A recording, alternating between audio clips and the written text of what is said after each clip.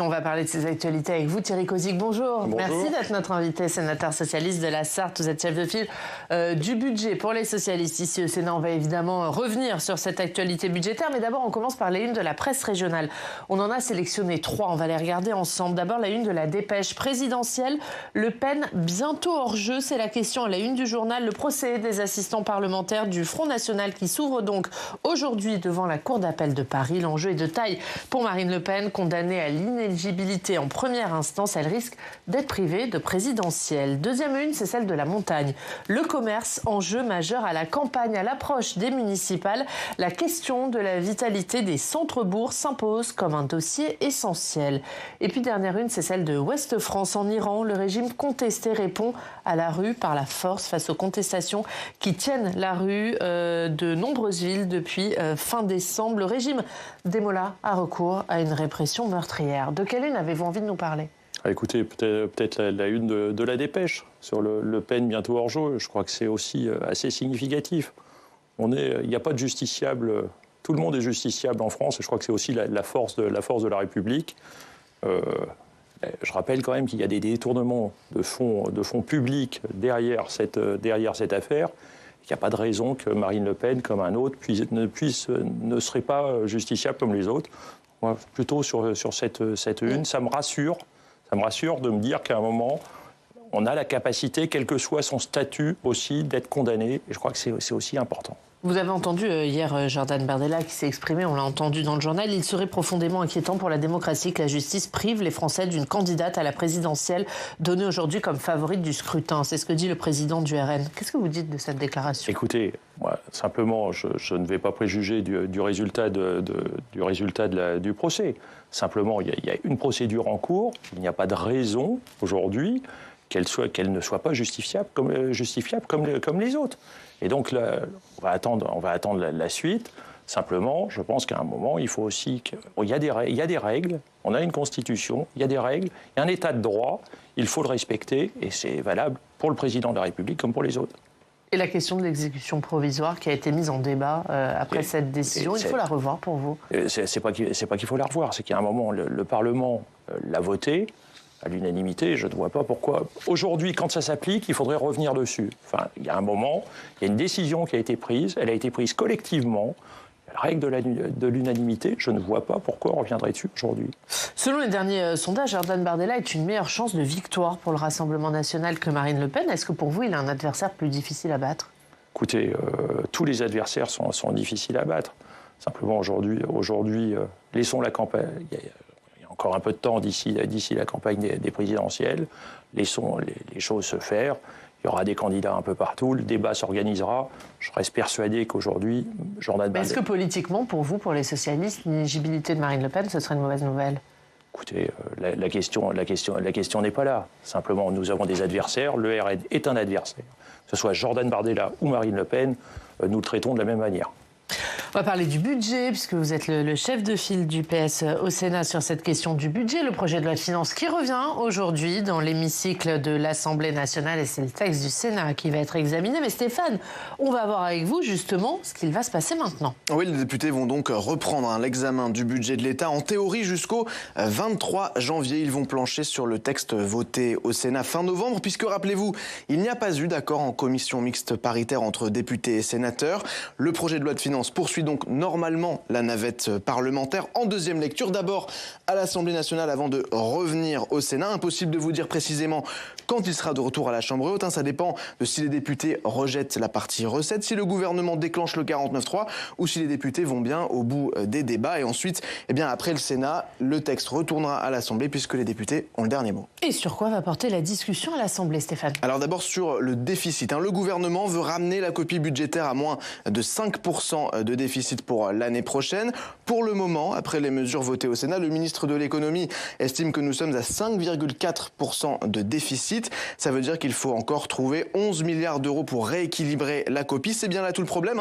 Le Parti socialiste préférait augmenter les recettes de 7 milliards. Pour LR, c'est plutôt 3 milliards de recettes en plus, 6 milliards de dépenses en moins.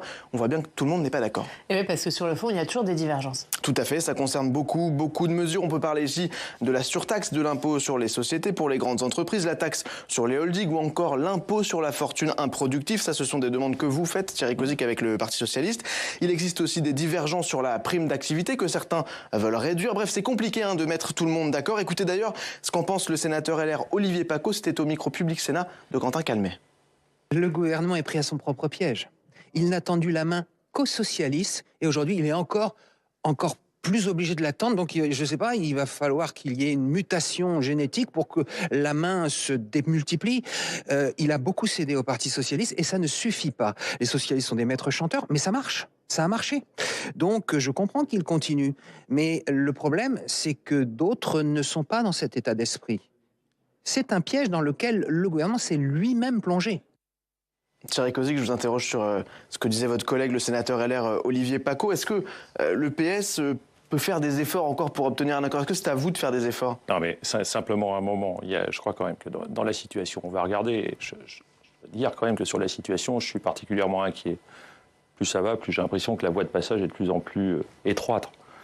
J'ai suivi les débats en commission par rapport à la première lecture du budget à l'Assemblée. Chacun reste campé sur ses positions, que ce soit les Républicains. Le bloc central qui avait voté des choses en première lecture ne les vote plus en seconde. Donc c'est de plus en plus compliqué. Moi, je le redis, le PS s'est mis à disposition pour trouver un compromis.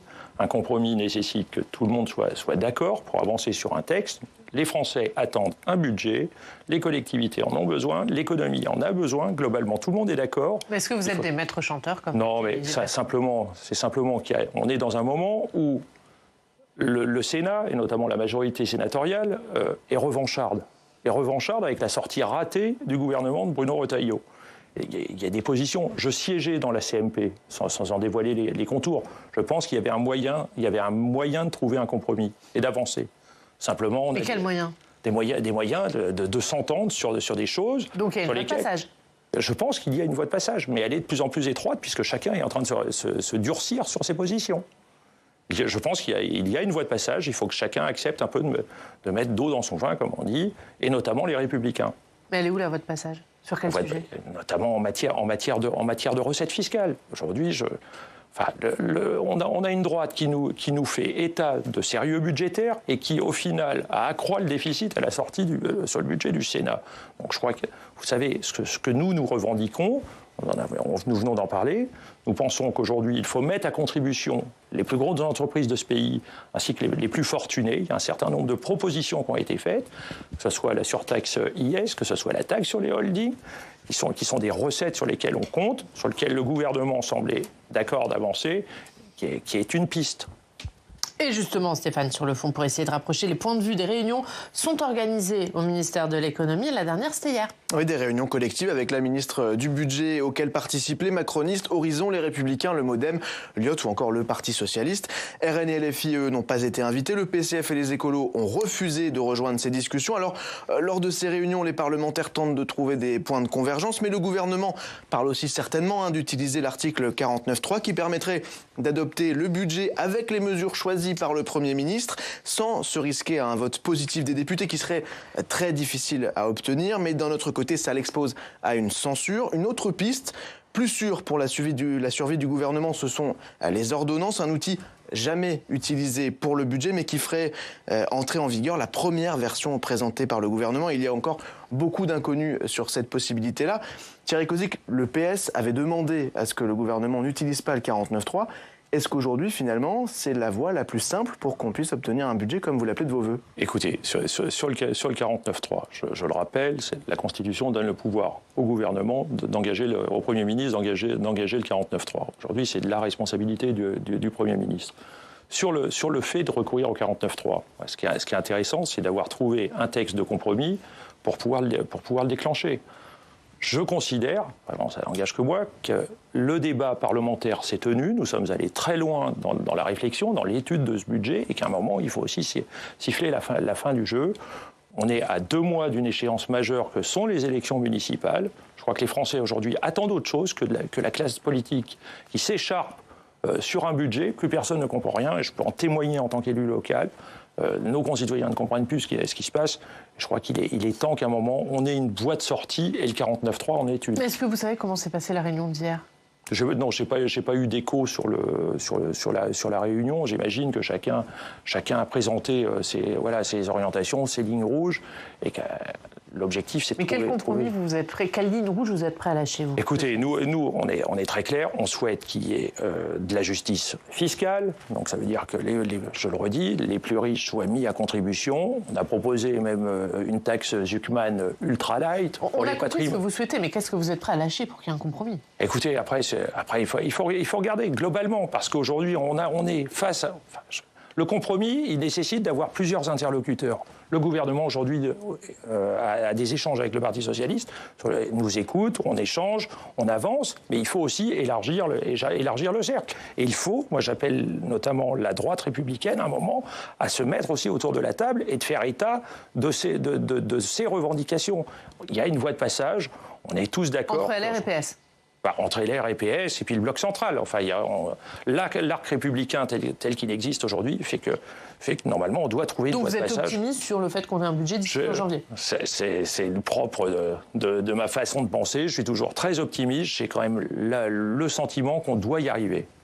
Et ce compromis, c'est finalement aussi un accord de non-censure peut-être, parce que le 49.3 reste sur la table. Le 49.3 aujourd'hui, tel que la composition de l'Assemblée nationale, paraît difficile d'adopter le budget. Donc moi je pense que le 49, une fois que le débat parlementaire s'est tenu de manière riche et variée, avec beaucoup d'échanges, je pense que le 49.3, une fois que le compromis est mis sur la table, ça s'impose. Et donc clairement aujourd'hui... Alors que c'est vous qui avez demandé, vous socialistes, à ce qu'il n'y ait plus de 49.3. Le 49.3, nous ne voulions pas revivre ce que nous avons vécu avec Barnier, Michel Barnier, qui a été de dégainer le 49.3 avant le...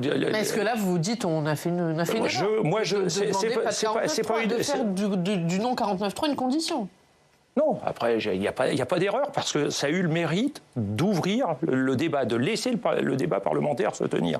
Et je crois qu'on a besoin, les députés, les sénateurs ont besoin aussi d'échanger sur le budget. Donc aujourd'hui, je considère qu'il est utile et il est peut-être temps de passer au 49.3. Ça, c'était pour l'option 49.3. Il y a aussi l'option ordonnance qui, elle, est plus floue. Qu'est-ce que vous pensez du recours aux ordonnances ? Clairement, sur les ordonnances, je suis beaucoup plus réservé. Je pense que le risque de censure est beaucoup plus fort. 49.3, ça veut dire que les ordonnances, ça veut dire que le gouvernement, à un moment, passe en force, plutôt sur son projet, et ça me paraît beaucoup plus compliqué. Donc ça veut dire qu'en fait, on annihile complètement le travail qui a été fait au Parlement.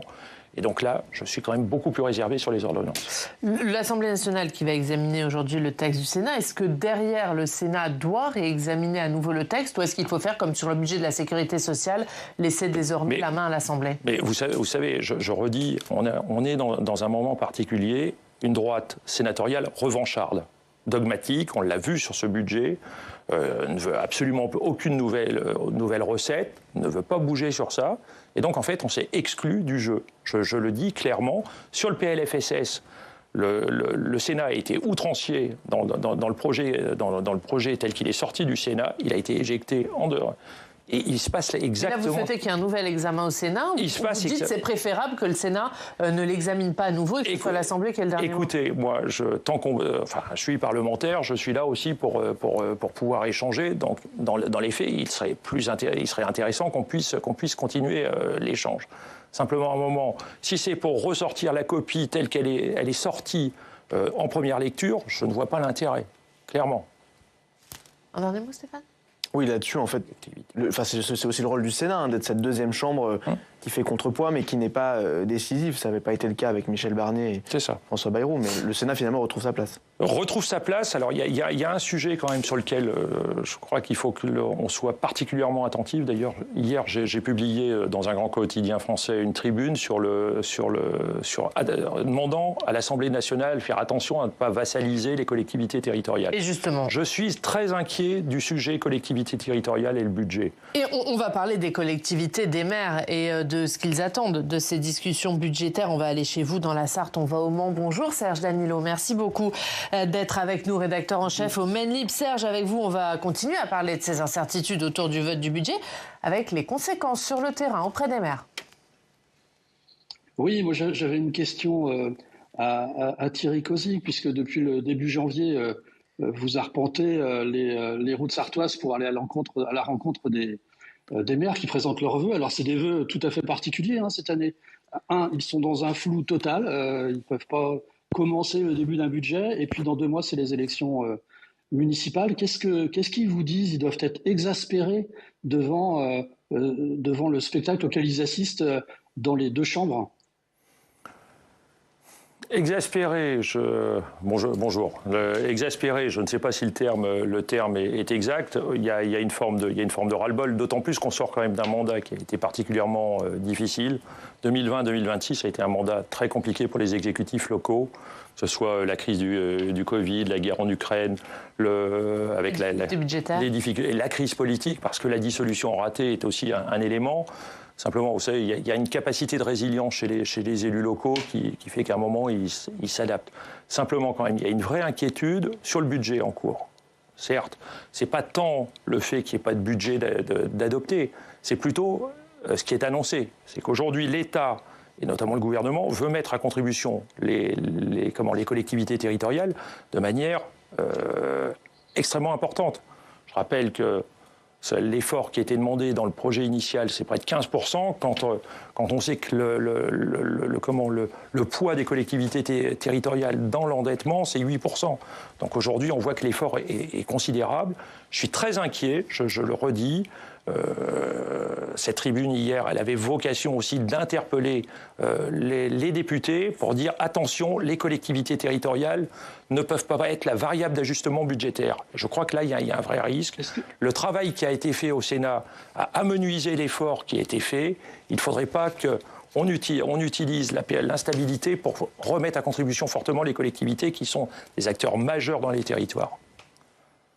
Est-ce que vous ne craignez pas justement que ces débats qui durent depuis des semaines et des semaines aient des conséquences directes sur les élections municipales de mars prochain? Écoutez, comme vous l'avez dit, j'arpente la Sarthe en long, en large et en travers depuis le début du mois. J'ai pas ce sentiment. J'ai pas ce sentiment. Il y a une inquiétude, mais je ne crois pas qu'aujourd'hui le budget ait une répercussion sur l'élection à venir. Le maire reste l'élu de proximité préféré des Français, et ça se sent dans ces cérémonies de vœux. Il y a beaucoup de monde dans les cérémonies de vœux, donc il y a aussi besoin de ce moment d'échange avec les élus locaux, et je trouve que ce message est plutôt optimiste. C'est un message d'optimisme à quelques semaines d'une échéance que moi je considère majeure. Merci Serge Danilo, merci d'avoir été avec nous depuis la Sarthe. La une du Maine Libre, c'est un autre sujet, c'est la réforme des grands excès de vitesse, une réforme déjà remise en cause, c'est à la une de votre journal. Merci Serge et à très vite. On va parler de la contestation des agriculteurs et on l'a vu dans le journal Le Retour ce matin. Des tracteurs dans Paris, mobilisation dans plusieurs territoires du pays. On reste chez vous dans la Sarthe. Bonjour Nicolas Ledière, merci beaucoup d'être avec nous ce matin. Vous êtes le maire Horizon de Sablé-sur-Sarthe. La mobilisation des agriculteurs qui, on le voit, se poursuit, notamment contre le Mercosur. Est-ce que vous la comprenez? Est-ce que vous la soutenez, cette mobilisation? On la soutient totalement. C'est une colère qui est totalement légitime et on doit l'entendre. Il y a trop d'incertitudes pour leur avenir et pour le nôtre aussi, au final. Leur combat, c'est aussi le nôtre, notre souveraineté alimentaire, et puis qu'ils aient une rémunération juste de leur travail. Donc on les soutient, on est derrière eux parce qu'on a besoin. En plus, l'agriculture française elle est reconnue comme une agriculture de qualité et on voit tout le travail qui est fait par nos agriculteurs aujourd'hui dans notre pays. Thierry Cozic, c'est une mobilisation que vous soutenez, que vous comprenez. Est-ce que le gouvernement est à la hauteur? Alors le gouvernement alors je ne sais pas si le gouvernement est à la hauteur. Toujours est-il quand même que moi, ce que je note quand même dans cette affaire du Mercosur, je ne sais pas si on peut parler d'affaire, c'est quand même la perte d'influence de la France en Europe. C'est quand même ça qui est extrêmement important. On a un président de la République qui est démonétisé, inaudible, et finalement, aujourd'hui, on se retrouve en difficulté. La crise telle qu'on la vit aujourd'hui, elle est aussi liée à un moment, elle est de la responsabilité du gouvernement et du président de la République qui n'ont pas eu la capacité aussi à les inverser. C'est pas nouveau que le Parlement alerte sur la ratification du Mercosur. Je crois que c'est... Et aujourd'hui, moi, je mets aussi du côté des agriculteurs. Leur combat est légitime. Ils ont raison aussi de marquer leur inquiétude. Aujourd'hui, et Nicolas Ledière vient de le dire, on a besoin de l'agriculture, d'une agriculture forte, résiliente. Je crois qu'il y a eu des efforts de fait de la part du monde agricole. Je crois qu'il est important aussi de pouvoir les accompagner, simplement quand même. Ce qui est sous-jacent, c'est quand même la perte d'influence de la France dans l'Union européenne et dans le monde plus général. Même constat pour vous, Nicolas Ledière, l'histoire du Mercosur et le fait que cet accord va être signé samedi, c'est révélateur de l'échec de la France, d'un échec d'Emmanuel Macron aussi ? Je pense qu'on est dans un échec, effectivement. On a voulu jouer à un moment un peu les gros bras, on s'est dit que ça allait passer et on voit que ça ne passe pas. On voit aujourd'hui une Europe qui n'est plus entendue. Enfin, c'est mon sentiment. On est pris en étau entre deux gros blocs aujourd'hui, d'un côté l'Ouest et l'Est, et puis on n'a plus une voix audible, alors que la France a été une voix forte, et notamment au niveau de l'agriculture, au niveau européen. Aujourd'hui, on n'a plus cette voix, très clairement. Nicolas Ledière, ces mobilisations, ces manifestations, elles ne se passent pas toujours dans le calme. Il y a eu des dégradations aussi lors de certaines mobilisations, notamment du côté de chez vous. Ça, c'est quelque chose que vous avez du mal à accepter ? Disons qu'on est là pour les soutenir, mais faut qu'ils mesurent aussi que dès qu'ils font des rassemblements où ils vont mettre des feux sur des ronds-points, où ils vont, aller avec leurs tracteurs sur les ronds-points, faire des ornières, etc., c'est une remise en état qui impacte forcément les collectivités locales. C'est nous qui devons remettre ça en place. Et comme le disait tout à l'heure Thierry Cozic, le sénateur, aujourd'hui, les budgets, on mesure au centime près dans nos communes. Donc, c'est des choses qui viennent un peu en contradiction. On est là pour les soutenir, mais nous, derrière, on a aussi une remise en état de nos espaces publics. Et ça, c'est quelque chose que j'ai du mal à accepter, très sincèrement. Alors, on a fait une constatation des dégâts qu'il y avait eu la dernière fois. J'ai pas voulu porter plainte, on a fait une constatation. Voilà, le soutien est qu'on n'ait pas porté plainte. Alors, à chaque fois, on nous dit, oui, c'est pas grand-chose, oui, mais 2 000, 3 000 euros à chaque fois, comme ça. Et au final, ça fait quand même des budgets importants pour les collectivités. Vous les chiffrez juste... C'est que chacun... Vous les chiffrez à combien, juste, pardon, monsieur le maire, vous les chiffrez à combien les dégradations suite à ces mobilisations ? Là, l'année dernière, on doit être à 3 000 euros. Bon, vous allez me dire, pour un budget comme Sablé, 3 000 euros, qu'est-ce que c'est ? Mais voilà, c'est toujours ça en plus. Et aujourd'hui, on n'a surtout pas besoin de ce plus aujourd'hui. Très clairement. Et je pense que ça va renforcer aussi notre soutien, et même des habitants, parce que certains, ils sont un peu agacés aussi de voir que l'espace public est saccagé. Thierry Cozic, 3 000 euros, c'est ce que dit monsieur le maire de Sablé-sur-Sarthe, dans un contexte de difficultés financières pour les collectivités. Vous comprenez sa réaction ? Oui, je comprends très bien. Le choix a été fait le droit de grève est un droit inaliénable. Donc, tout le monde a le droit de manifester de manière organisée dans la cité. Après, quand il y a des dégradations, moi, ça ne me choque pas qu'à un moment, la collectivité se retourne sur l'organisateur et le mette à contribution. Aujourd'hui, c'est pas une question de savoir si les budgets sont contraints, c'est une question de responsabilité. Moi, ça ne me choque pas qu'aujourd'hui, il y ait des dépôts de plainte et des mises à contribution sur les dégâts. Voilà. Le choix a été fait. J'imagine que c'est des dégâts d'ampleur mesurée. Mais c'est toujours 3 000 euros, c'est 3 000 euros, c'est 3 000 euros qu'on ne pourra pas mettre ailleurs et qu'on ne pourra pas investir dans l'économie locale. En cas de nouvelle dégradation, Nicolas Ledière, est-ce que vous pourriez vous retourner contre les agriculteurs et cette fois aller jusqu'à porter plainte ? Oui, je porterai plainte la prochaine fois. En demandant réparation ? Bien sûr. Parce que là, les 3 000 euros, c'est la commune qui a compensé ? Ah oui. Tout à fait. C'est nous qui avons compensé. Mais la prochaine fois, voilà. Merci beaucoup. Merci Nicolas Ledière. Merci d'avoir été notre invité, maire Horizon de Sablé-sur-Sarthe. Merci d'avoir été avec nous. Et merci Thierry Cozic d'avoir été notre invité pendant cette première demi-heure. On va suivre évidemment les discussions budgétaires qui reprennent donc aujourd'hui à l'Assemblée et on verra la suite au Sénat. Merci d'avoir été notre invité.